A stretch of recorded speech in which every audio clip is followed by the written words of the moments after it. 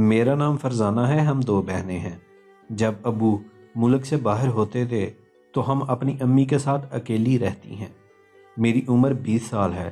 جب یہ واقعہ پیش آیا اس وقت میں 14 سال کی تھی اور اسکول میں 7ویں کلاس کی طالبہ تھی، جبکہ میری بڑی بہن غزالہ 16 سال کی تھی اور 10ویں جماعت میں پڑھتی تھی۔ ان دنوں ہمارے گھر میں ایک مہمان آیا جس کا نام قدیر تھا۔ وہ امی کا کزن تھا، اس کی عمر 30 سال ہوگی۔ امی نے بتایا کہ یہ تمہارا ماموں ہے، کچھ وقت یہاں ہمارے ساتھ رہے گا کیونکہ اس کا گھر دور تھا اور وہ ہمارے شہر کام کے سلسلے میں آیا تھا۔ قدیر ماموں خاصے خوبصورت تھے۔ وہ صبح ہوتے ہی کام پر چلے جاتے اور شام کو واپس آتے اور ہم دونوں بہنوں کو ٹیوشن پڑھاتے تھے۔ امی کافی خوش تھیں کہ چلو مفت میں ہم دونوں بہنوں کو تعلیم مل رہی ہے۔ رات کا کھانا کھا کر قدیر ماموں سونے کے لیے چھت پر چلے جاتے تھے۔ وہاں چھت پر ایک کمرہ تھا، امی نے وہ کمرہ ان کو دے رکھا تھا۔ کئی بار رات کو ہم تینوں چھت پر ان کے کمرے میں چلی جاتی اور دیر تک گپ شپ کرتی رہتی تھی۔ یوں سمجھ لے کہ ہماری بور زندگی میں رونق آ گئی تھی۔ ہر ہفتے کی رات ماموں ہمیں کھانا کھلانے باہر لے جاتے تھے۔ کھانے کے بعد ہم پارک میں چلی جاتی اور رات کو کافی لیٹ واپس آتے، چونکہ اگلے دن ہمیں اسکول سے اور ماموں کو کام سے چھٹی ہوتی تھی، اس لیے ہم دیر تک سوئے رہتے تھے اور پھر اٹھنے پر گرما گرم ناشتہ تیار ملتا جو امی ہمارے لیے بنا کر رکھا ہوتا تھا۔ ایک رات امی کچن میں کھانا بنا رہی تھیں، ماموں بھی ان کے پاس کھڑے تھے۔ میں کسی کام سے کچن کی طرف آئی تو کھڑکی سے عجیب منظر دیکھا۔ ماموں کی کسی بات پر امی ہنس رہی تھیں کہ ایک دم ماموں نے آگے بڑھ کر امی کے چہرے کو چوم لیا، لیکن حیرت کی بات یہ تھی کہ امی نے ماموں کی اس حرکت کا کچھ نوٹس نہ لیا بلکہ اپنے معمول کے کام میں مصروف رہی۔ میں زیادہ بڑی تو نہیں تھی لیکن اتنی نادان بھی نہیں تھی۔ مجھے معلوم نہ تھا کہ قدیر ماموں امی کا سگا بھائی نہیں ہے بلکہ وہ رشتے میں امی کا کزن لگتا تھا۔ اس دن سے میرے دل میں ان دونوں کے بارے شک پیدا ہو گیا تھا اور میں نے ان پر نظر رکھنا شروع کر دی تھی۔ تو مجھے معلوم ہوا کہ وہ اس طرح کی حرکتیں اکثر ایک دوسرے کے ساتھ کرتے ہیں۔ میرے لیے پریشان کن بات تھی۔ میں جانتی تھی کہ میرا باپ اگر گھر ہوتا تو امی کبھی بھی قدیر ماموں کے ساتھ اس قدر بے تکلف نہ ہوتی۔ پھر ایک رات میں کسی کام سے امی کے پاس گئی تو وہ اپنے کمرے میں موجود نہیں تھی، ان کا بستر خالی تھا۔ میں کچھ دیر کمرے میں انتظار کرتی رہی لیکن وہ نہ آئی تو مجھے شک ہوا کہ وہ ماموں کے کمرے میں نہ گئی ہوں۔ یہ خیال آتے ہی میری چھٹی حس بیدار ہو گئی۔ میں نے سوچا کہ وہ لازمی اوپر ماموں کے کمرے میں ہوں گی، حالانکہ وہ اکیلی اوپر چھت پر کم ہی جاتی تھی۔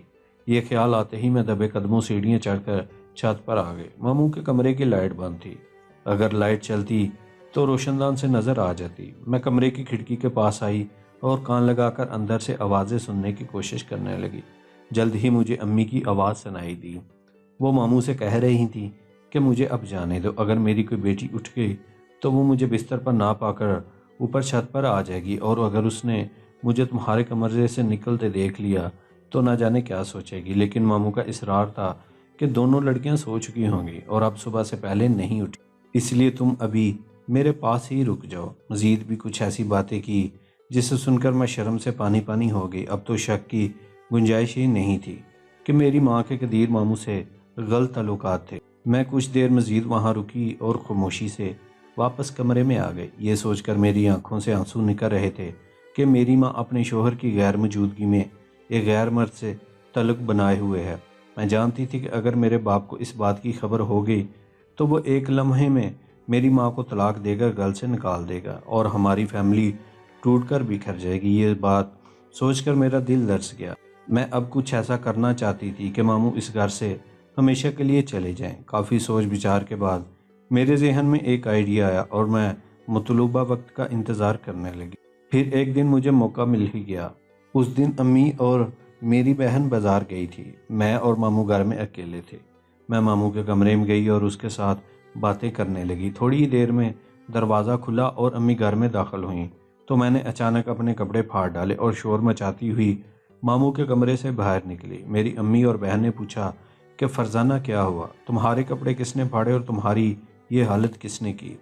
تو میں نے روتے ہوئے کہا کہ ماموں کو چائے کا پوچھنے گئی تھی تو انہوں نے میرے کپڑے پھاڑ ڈالے اور میرے ساتھ برائی کی ہے۔ حیرت اور پریشانی سے امی کا منہ کھلے کا کھلا ہی رہ گیا۔ وہ ماموں کو برا بھلا کہنے لگی کہ تم نے مجھ میں اور میری بیٹیوں میں کوئی فرق نہ رکھا، ابھی کے ابھی یہاں سے دفع ہو جاؤ۔ انہوں نے ماموں کی ایک بھی نہ سنی اور دھکے مار مار کر گھر سے نکال دیا۔ میری سمجھ میں اس دن یہ بات آئی کہ ماں کا کردار جیسا بھی ہو، وہ اپنی بیٹی کے معاملے میں بہت حساس ہوتی ہے۔ خیر جو بھی تھا، میرا مقصد تو پورا ہو چکا تھا۔ اردو ہندی سٹوریز کے پیارے ناظرین، ایسی ہی مزید سٹوریز کے لیے ہمارے چینل کو سبسکرائب کر لیں، بیل آئیکن کو دبا دیں۔ ملتے ہیں ایک نیو سٹوری کے ساتھ، اپنا خیال رکھیے گا۔ اللہ حافظ۔